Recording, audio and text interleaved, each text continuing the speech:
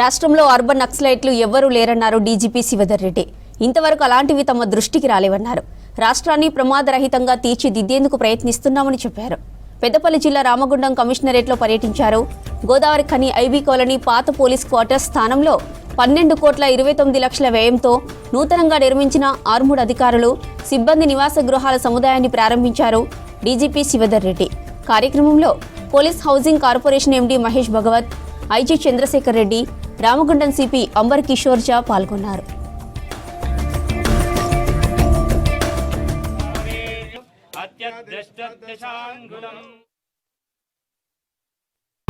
Government తరఫు నుంచి ప్రభుత్వ ఆధ్వర్యంలో జరుగుతున్నటువంటి ప్రజాపాలన పల్లె ప్రణాళిక అన్న 99 రోజుల ప్రోగ్రాంలో భాగంగా ఒకటి అలైవ్ అని చెప్పి రోడ్ సేఫ్టీ సంబంధించినటువంటి ప్రోగ్రామ్స్ చేస్తున్నాము స్టేట్ అంతా కూడా.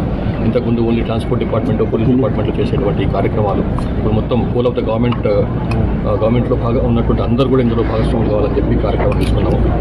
వార్డ్ మెంబర్ స్థాయి నుంచి కూడా సీఎం స్థాయి వరకు అందరూ ఇందులో పార్టిసిపేట్ చేస్తారు. 1 వీక్ పాటు దీంట్లో ప్రజలందరూ కూడా రోడ్ సేఫ్టీ సంబంధించినటువంటి ప్రాముఖ్యం ఏందో అది అర్థం చేయించాలి. ఎందుకంటే చాలా రోడ్ల మీద విపరీతమైనటువంటి యాక్సిడెంట్లు కావడం, అందులో చాలామంది వేలాదిగా చనిపోవడం జరుగుతున్నది. దాన్ని తగ్గించాలి ఎట్లన్న ఉద్దేశంతో, రోడ్లు యాక్సిడెంట్ తగ్గించాలి, మరణాలు తగ్గించాలి అన్న ఉద్దేశంతో ఈ ప్రోగ్రామ్ టేకప్ చేసినాం. అది ప్రభుత్వంలో ఉన్నటువంటి అన్ని వింగ్స్ కూడా, అన్ని శాఖలు కూడా ఇందులో పార్టిసిపేట్ చేస్తాయి.